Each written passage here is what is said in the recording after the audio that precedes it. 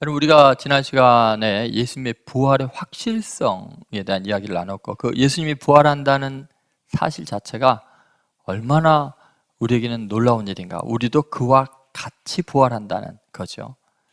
예수님이 재림하실 때는 우리가 그렇게 기다리던 예수님과 같이 부활하는 놀라운 은혜가 있습니다. 예수님의 재림이 도대체 우리에게는 어떤 의미가 있는가? 얼마나 그 예수님의 재림이 중요하냐면요, 우리가 어떠한 상황 속에서도 위로를 받을 수 있는 근거가 됩니다. 오늘 마지막 절 18절에 보면 이런 말씀이 있잖아요. 그러므로 이러한 말로 서로 뭐요? 위로하라. 자, 예수님의 재림이 있기 때문에 우리가 서로 위로하라, 이렇게 이야기를 합니다. 도대체 예수님의 재림 때 어떤 일이 있을까요? 첫 번째는 죽은 자들의 부활입니다. 예수님의 재림은 뭘 의미하냐? 비로소 죽은 자들이 부활한 순간입니다. 그 타이밍이라는 거예요. 여러분, 우리는 예수님을 믿음으로 말미암아 우리는 전부 다 하나님의 자녀가 되었습니다. 그런데 그것이 완전하게 이제 실현이 되는 순간이 언제냐? 우리가 예수님의 부활과 똑같은 몸으로 부활한 순간이 언제냐? 예수님이 언제요? 재림하실 때. 재림하실 때 우리는 예수님과 같은 모습으로 부활하게 됩니다. 자, 16절을 보시죠. 16절 말씀 같이 읽겠습니다. 주께서 호령과 천사장의 소리와 하나님의 나팔 소리로 친히 하늘로부터 강림하시리니 그리스도 안에서 죽은 자들이 먼저 일어나고. 여러분, 죽은 자들 또는 자는 자들이라고 우리 그리스도는 이야기한다 그랬죠. 그 슬퍼하지 않아도 되는 이유가 뭐냐면 주님 오실 그날에 우리는 다 부활한다는 거예요. 이 부활의 조건이 뭘까요? 어떤 사람들이 부활할까요? 오늘 본문에 이렇게 나옵니다. 그리스도 안에서 죽은 자들이 먼저 일어나고. 자, 그리스도 안에서. 여러분, 지금 부활할 대상들, 예수님 오실 때 호련이다 변화될 대상들에 대한 조건은 딱 한 가지죠. 뭐예요? 그리스도 안에 있는 사람들입니다. 여러분, 부활하는데 조건이 돈이 많은 사람, 그래서 헌금을 많이 한 사람, 그러면 이 중에 태반은 지금 슬퍼해야 돼요. 그죠? 권력 있고 힘 있고 능력 있는 사람, 그러면 우리는 대부분 부활 못 하겠죠. 아니면 지식이 있고 똑똑하고 많은 것을 깨닫고 성경을 줄줄 외우는 사람, 이러면요, 그것도 곤란해요. 참 놀라운 은혜는 뭐냐면 우리가 예수님 안에 있으면 우리는 주님과 함께 다시 부활한다는 거예요. 주님 오실 그날이 호련히 다 변화된다는 거예요. 왜냐하면 예수님의 생명이 내 안에 있고 내가 예수님 안에 있으면 예수님과 같은 운명이 된다는 것을 이야기를 이미 지난주에 했어요. 여러분, 예수님께서 사망의 권세를 깨뜨리고 부활하신 그 생명의 능력이 되신 분이 내 안에 계시면, 내가 예수님을 믿고 영접했으면 그분의 능력으로 우리도 부활하는 거예요. 그러니까 중요한 게 뭐냐? 내가 예수님을 정말 믿고 예수님 안에 있느냐? 그것이 결정적으로 중요하다는 것입니다.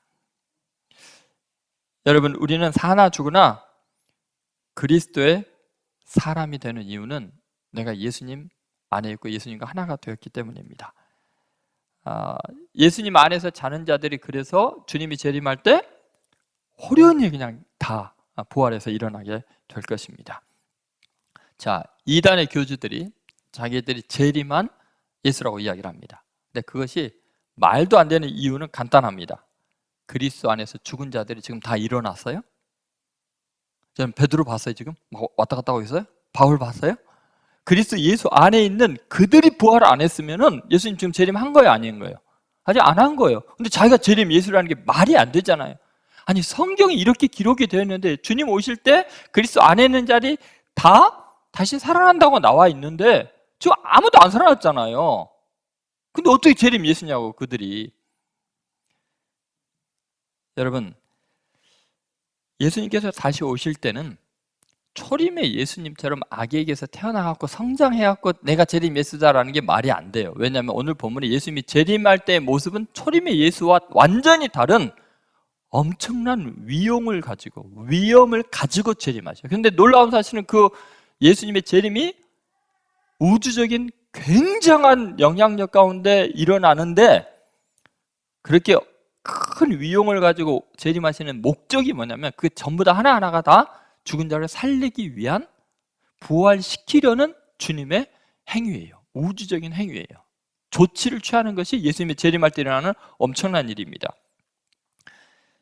여러분, 예수님이 그 초림하실 때는 원래 그의 근본은 상고의 태초에 하나님의 본체이시지만 아기로 태어나서 자랐잖아요. 그렇게 성경에 기록되어 있어요. 처녀에게 잉태할 거다. 그런 이야기도 다 나와 있습니다. 근데 재림할 때는 완전히 다른 모습, 올라가심을 본 그대로 다시 오신다고 할 때 그 오실 때의 모습이 너무 놀라운 모습입니다. 오늘 본문에 나와 있습니다. 16절 앞부분에 보면 아까 읽었지만 이렇게 나와 있죠. 16절 앞에 주께서 호령과 천사장의 소리와 하나님의 나팔 소리로 친히 하늘로부터 강림한다. 그러니까 예수님이 아기로 태어날 때 어때요? 울음소리로 태어났겠죠. 천사들의 찬양과 경배는 그냥 목동들이나 볼 수 있는 정도로 임했어요. 그런데 여기는 호령과 천사장의 소리와 하나님의 나팔 소리로 친히 하늘로부터 강림한다 그랬어요. 이게 뭐를 의미할까요?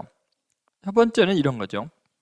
호령이라는 말이에요. 이거는 헬라어로 켈류스마라는 단어가 쓰는데 이 켈류스마라는 단어는 부르는 소리를 말해요.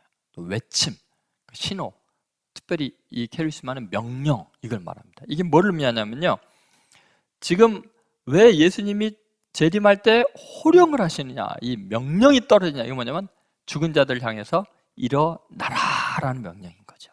호령을 하시는 거죠. 뭐냐면 하나님께서 천지를 창조할 때 어때요? 빛이 있으라 하시니 빛이 있었고 하고 똑같은 거예요. 말씀은 사건이 돼버려요. 예수님이 생전에도 어떻게 하셨어요? 공생애를 하실 때도 지난주에도 얘기했지만 나사로야 나오너라 부르는, 호령하는 거죠. 명령하는 거죠. 그죠? 청년아 일어나라, 소녀야 일어나라. 그럼 그대로 죽은 자가 일어나듯이 주님 재림하실 때 뭐 한다고요? 호령을 한다는 거예요. 켈루스마 하는 이유는 뭐예요? 죽은 자를 향해서 명령하는 거예요. 그런데요, 그뿐만 아니죠. 천사장을 동원하셔요. 왜요? 어둠의 사탄의 세력들이 꼼짝 못하게 하는 거예요. 그래서 여기 보면 천사장의 소리와 이렇게 나오잖아요. 이 천사장이라는 헬라어로는 아르켄겔로스라는 건데, 아르코라는 단어가 이게 지배하다, 다스리다. 그 다음에 안겔로스가 천사거든요. 그러니까 천사들을 지배하고 다스리는 존재가 천사장이에요. 그리고 이것은 다니엘서 10장이나 12장 같은 데 보면 미가엘 천사장이라고 해요. 천사장 미가엘이라고. 여호수아 5장 14절에도 여호와의 군대 우두머리, 천사 우두머리가 나왔다는데 아마 미가엘 천사일 것 같아요. 그러니까 여호수아가 무서워갖고 절을 했거든요. 그럼 여러분, 만약에 인간 세운 지도자가 천사장이라고 한다면은 여호수아가 그 당시 최고의 우두머리잖아요. 모세의 후계자니까 누구에게 절을 하겠어요? 영적인 존재, 여호수아와 같은 존재가 아니라 여호수아의 존재보다 훨씬 뛰어난 이 특별한 하나님의 군대장이라는 거예요. 그게 누구겠어요? 미가엘 천사장이죠. 여호수아가 엎드려 절할 만큼 위험 있는 존재예요. 그러면 여러분, 이 천사장이 나타나서 지금 마귀의 세력들을 완전히 제압한 상태, 그런 모습들을 보여주고 있죠. 다시 말해서 이것은 그냥 인간 중에 누가 재림 예수다 해갖고 나타나고 아기작거리는 그런 수준이 아니라는 거예요. 전 우주적으로 영적인 존재들과 물질적인 존재가 다 동원된 엄청난 지금 사건이 바로 예수님의 재림 때 일어나고 있는 거예요. 그러니까 이것은 남들이 알고 모르고 그런 게 아니에요. 온 세상이 다 뒤집어지는 일이죠. 그래서 초림의 예수님은 아기로 태어났지만 재림의 예수님은 올라가심을 본 그대로 왕적인 권능을 가지고 죽은 자들을 살리려고 천사들을 동원해서 하나님의 음성을 발하시면서 우리에게 다가오셔서 우리들을 영원히 살리시는 것입니다. 어때요? 지금 내가 재림 예수다라고 말하는 사람들의 그 초라한 모습과 너무나 다르지 않아요? 뭐를 믿겠어요, 여러분? 여러분, 주님의 재림이 그렇게 우렁차게 천사를 동원된 이 모든 것은 무엇을 하기 위해서요? 가만히 보니까 성도들을 살리기 위해서요. 죽은 자를 다 부활시키기 위해서요. 그것이 예수님의 재림이 위험 있게 임하는 거예요. 믿습니까? 그러니까 주님의 재림을 우리는 기다릴 수밖에 없죠. 얼마나 놀라운 은혜인지 모릅니다. 자, 두 번째 우리가 생각할 것은 예수님의 강림, 재림은 살아남은 자들의 들림입니다. 그러니까 예수님의 재림은 이렇게 죽은 자들만 살리는 게 아니라, 그럼 예수님이 재림하실 때 아직 죽지 않은 성도들은 어떻게 되느냐? 다 들려 올려진다, 이렇게 이야기를 합니다. 자, 17절 말씀을 보겠습니다. 17절 같이 읽어보겠습니다. 17절입니다. 그 후에 우리 살아남은 자들도 그들과 함께 구름 속으로 끌어올려 공중에서 주를 영접하게 하시리니 그리하여 우리가 항상 주와 함께 있으리라. 여러분, 예수님이 재림할 때 우리 살아남은 자들이 지금 엄청난 변화를 겪게 됩니다. 그 내용이 오늘 나와 있는 거죠.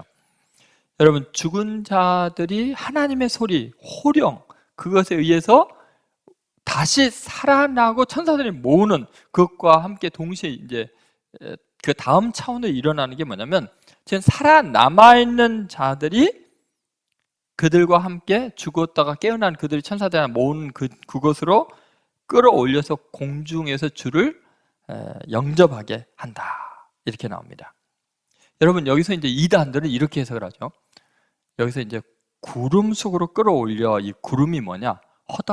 구름같이 허다한 증인이라고 했으니까 이 구름은 증인들을 말한다. 그러니까 사람들이 많이, 지금 그 재림 예수가 사람들이 구름처럼 많이 모여 있는 그곳으로 우리가 들려지게 된다. 그 글로 다 모아지게 된다. 이게 이제 이단들이 하는 말입니다.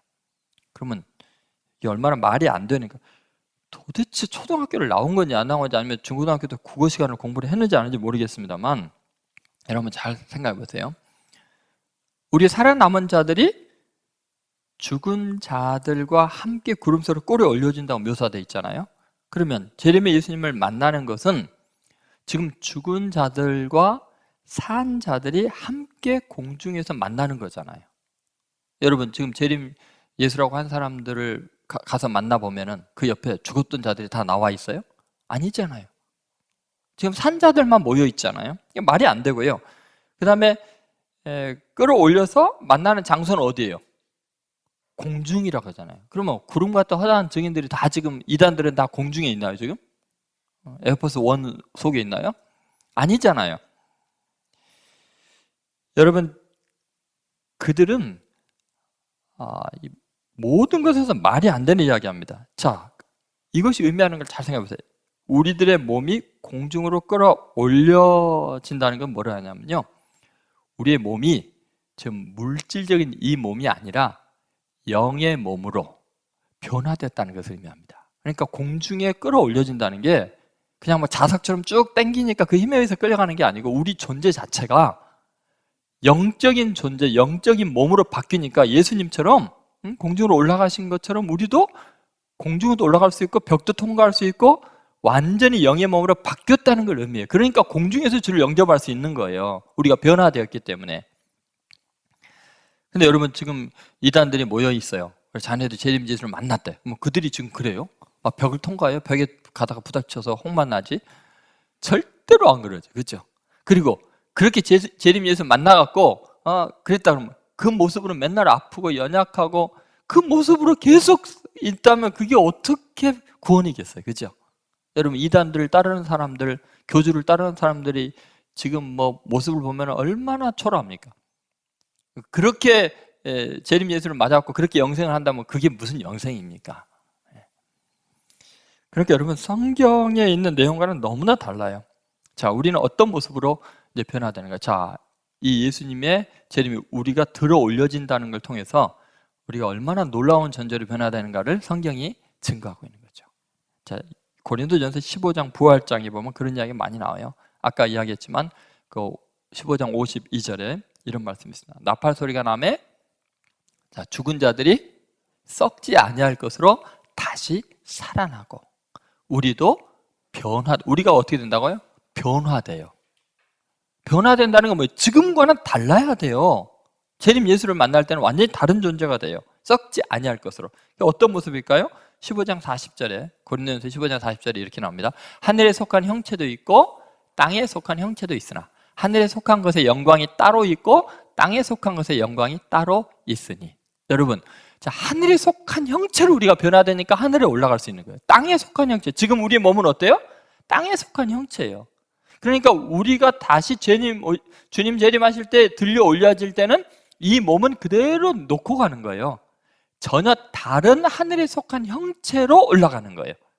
그것이 바로 호련히 변화된다는 거예요. 변화되는 거예요. 호련히 변화된다. 여러분, 고린도전서 15장 42절부터 44절에 이런 말씀이 나옵니다. 자, 죽은 자의 부활도 그와 같으니 썩을 것으로 심고 썩지 아니할 것으로 다시 살아나며 욕된 것으로 심고 영광스러운 것으로 다시 살아나며 약한 것으로 심고 강한 것으로 다시 살아나며 육의 몸으로 심고 신령한 몸으로 다시 살아나나니 육의 몸이 있은즉 또 영의 몸도 있느니라. 아멘? 여러분, 얼마나 놀라운 이야기냐면 지금 여러분의 육의 몸이 있죠? 육의 몸, 육의 특성이 있는데 영의 몸이라면 영적인 특성이 있는 몸으로 우리가 바뀐다는 거예요. 이거는 심기 위해서 있는 거예요. 여러분, 밀이나 뭐 감자나 이런 걸 심을 때 모습이 날 때의 모습하고는 너무 다르죠. 막 꽃이 피고 막 이러잖아요. 그러면 이 심을 때 씨앗하고 꽃하고 열매하고 너무너무나 큰 어마어마한 차이가 나죠. 30배, 60배, 100배 정도가 아니죠. 너무나 다른 모습이죠. 그러니까 여러분, 육의 몸이 있은즉 영의 몸이 있는데 육의 몸을 심고 우리는 영의 몸으로 다시 살아난다는 거예요. 그러니까 변화된 몸으로 우리는 공중에서 주를 영접할 수 있는 거예요. 여러분, 그래서 공중에서 주를 영접하게 한다는 것, 우리가 다 들려진다는 것은 뭐냐면 이 몸 그대로 이렇게 들려지는 게 아니에요. 완전히 존재가 질적으로 달라져서 영의 몸을 입고서 들려지는 거예요. 세 번째는 주님의 재림이 중요한 건 뭐냐면 주님과 성도의 동거예요. 이제 주님과 성도들이 함께 살아요. 자, 17절 보십시오. 17절에 보면은 맨 마지막에 뭐예요? 그리하여 어떻게 돼요? 우리가 항상 주와 함께 있으리라. 여러분, 왜 예수님이 우리를 다 호련히 변화시켰느냐? 그리고 왜 공중으로 다 들려 올려오게 했느냐? 그것은 주님이 우리를 당신과 동일한 그 질적인 수준으로 영의 몸으로 바꿔서 뭐 하려고요? 같이 살려고. 육의 몸을 입고는 죽으니까요, 썩으니까요, 늙으니까요, 병드니까 같이 살 수가 없어요. 영원히 함께 있지를 못해요. 그러니까 영원히 함께 있고 싶어서 너무나 사랑하니까 어떻게 해요? 변화시키는 거예요. 무슨 말인지 알겠습니까? 영의 몸으로. 여러분, 요한복음 16장 33절에 보면은 우리가 이 땅에서는 아무리 잘 살아도 환난을 당하게 돼 있어요. 이 땅의 삶이라는 것은 제한적이에요. 요한복음 6장 33절 한번 보시죠. 같이 읽겠습니다. 이것을 너에게 이르는 것은 너희로 내 안에서 평안을 누리게 하려 함이라. 세상에서는 너희가 환난을 당하나 담대하라. 내가 세상을 이겼노라. 여러분, 세상에서는 너희가 뭐를 당해요? 환난을 당하나. 이거 뭐예요? 규정사실이에요. 이 땅에서 육을 입고 있는 동안에는요, 남이 핍박을 해도 환난 당하고요, 남 핍박 안 하고 칭찬만 하고 사랑만 해도 환난을 당해요. 왜요? 몸이 쇠하는데 뭐, 날마다 병이 드는데 뭐예요? 여러분, 시간이 갈수록 젊어지는 사람 봤어요? 강해지는 사람 봤어요? 세월 앞에 장사 없다고 하잖아요. 조금 속도가 사람마다 차이가 날 뿐이지, 잘 발라가지고 뭐 수술하고 그래가지고 그냥 방법이 없어요. 세상에서는 환난을 당해요. 누가 괴롭히지 않아도 당해요. 그런데 뭐라 그래요? 담대하라. 왜요? 내가 세상을 이겼노라는 건 뭐, 예수님은 육신을 입고 오셨지만 이 육신이 죽임을 당한 다음에 영생의 삶으로, 부활로, 영의 몸으로 완전히 새로워졌기 때문에 세상을 이긴 거예요. 세상에서는 남을 누르고 이긴 게 아니에요. 죽이고 이긴 게 아니에요. 그냥 존재 자체가 달라지니까요. 세상 것들은 아무리 악하고 강한 것 같아도 다 사그러지는데 예수님은 영의 몸으로 점점 더 강해지고 점점 더 아름다워지고 점점 더 멋져지는 거예요. 그래서 사도 바울이 그랬잖아요. 겉사람은 뭐예요? 후패하나. 겉사람은 뭐예요? 세월이 가면 다 썩게 돼 있어요. 근데 속사람은 그 다음 뭐예요? 날로 새롭다. 날마다 새로워지는 거예요. 그러니까 육의 몸과 영의 몸은 반대로 가요. 자, 육의 몸은 세월이 가면 점점 약해지고 병들고 이러는데 영의 몸은 어때요? 세월이 가면 점점 젊어지고 강해지고 멋있어지고 시간이 갈수록 아름다워지고 강해지는 거예요. 여러분 믿습니까? 그 몸을 우리가 입을 거예요. 예수님이 우리에게 그 몸을 주실 거예요. 세월이 갈수록 더 강력해지는 몸이죠. 요한복음 15장 18절 19절에 분명히 세상과 우리를 구별하고 있습니다. 자, 한번 보시죠. 같이 읽겠습니다. 세상이 너희를 미워하면 너희보다 먼저 나를 미워한 줄 알라. 너희가 세상에 속하였으면 세상이 자기 것을 사랑할 것이나 너희가 세상에 속한 자가 아니요 도리어 내가 너희를 세상에서 택하였기 때문에 세상이 너희를 미워하느니라. 여러분, 우리는 세상에 속한 자예요? 아니에요. 그럼 세상에 속하지 않았기 때문에 세상에서 1등을 해도 미움받습니다. 꼴찌해도 미움받습니다. 왜냐하면 주님이 우리를 사랑해서 이 세상에서 데려갈 존재들이기 때문에 이 세상 사람들은 본질적으로 달라요, 우리랑. 이 세상 사람들, 이 세상이 다인 줄 알기 때문에 육신을 어떻게든지 지키고 조금 짧은 생에서 권세를 누려야 되고 어차피 죽을 인생 여기서 뭔가를 움켜쥐지 않으면 허망하기 짝이 없거든요. 그러니까 다른 사람 죽여가면서까지 뺏고 그렇게 유명해지려고 하고 또 오해받으면 못 견디고 반드시 되갚으려고 원수 갚으려고 해요. 근데 우리는 이 땅은 뭐예요? 어차피 점점 쇠해지는 세상이잖아요. 근데 우리는 영원한 나라가 있으니까 여기서 오해받아도 아무 상관없어요. 뭐 잠깐인데 뭐. 나 미워하는 원수 죽일 필요 없어요. 왜? 죽어가고 있는데 뭐. 내가 원수 갚을 필요도 없어요. 억울한 거? 괜찮아요. 잠깐인데 뭐. 영원한 나라가 있으니까 완전 자유로워요. 그래서 여러분, 세상 사람들이 그리스도인을 박해할 수 있다고 생각하면 큰 오산인 거예요. 마음의 상처 안 받아요. 이 믿음이 있는 사람들은요, 자기를 박해하는 사람이 불쌍해요. 그래서 위에서 기도해줘요. 오해하는 거 참 안타까워요. 오해해봤자 아무 소용도 없고요. 여러분, 주님께서는 우리를 공중에서 영접하시고 새하늘과 새 땅에 거하게 하실 거예요. 우리가 이 땅에 사는 동안 하나님의 은혜를 누리며 감사하고 하나님이 주신 능력으로 이 땅에서도 승리하기도 해요. 그러나 때로는 이 땅은 삶 자체가 십자가이고 고난의 연속이고 그리고 이 육체를 입고 있는 동안에 그 고통이라는 건 생명이 유지되는 것 자체가 정말 아픔이죠. 슬픔이죠. 그래서 모세도 그랬고요. 시편의 기자들도 그랬어요. 우리가 강건하면 70, 80이라도 인생 사는 날이 전부 다 수고와 고생뿐이라고. 그렇기 때문에 이 땅에 소망을 두지 않아요. 우리는 영원한 나라를 바라보죠. 대사님과 교인들 지금요, 그 땅에서 잘 살던 사람들이 예수 믿고 얼마나 박해를 받고 죽임을 당하고 고난을 겪고 동족들에게 버림을 받고 그래요. 그들에게 지금 하는 말이에요. 우리는 주님과 함께 있게 된다는 사실을 잊지 마세요. 주님과 함께 주님께서 거하시는 곳에 가게 되는데 그때는 영광스러운 몸으로 홀연히 다 변화됩니다. 여러분, 주님께서 오신 날 우리는 정말 천사들이 우리를 두려워서 못 볼 정도로 너무 빛나고 아름다워서 천사들이 흠모하는 존재가 될 거라고 했어요. 왜 그러냐면요, 하나님의 자녀의 모습으로 바뀌기 때문에 그래요. 하나님의 형상대로 회복했기 때문에 그래요. 여러분, 이 부활의 소망을 갖고 주님의 재림을 기다리는 성도들이 되시기 바랍니다. 이 소망이 없으니까 이 땅에서 지금 그 미얀마 군부들 보세요. 어제 하루만 82명가를 죽였잖아요. 뭐 하는 짓인지 모르겠어요. 움켜줘서 뭐 하려고 해요. 여러분, 코로나19 하나도 무섭지 않습니다. 우리는 주님의 오실 그날에 죽음에서 일어날 존재들이기 때문이에요. 담대하게 주의 복음을 전하고 어떤 상황에서도 여러분 승리하시는 귀한 성도들 되시기를 주의 이름으로 축원드립니다.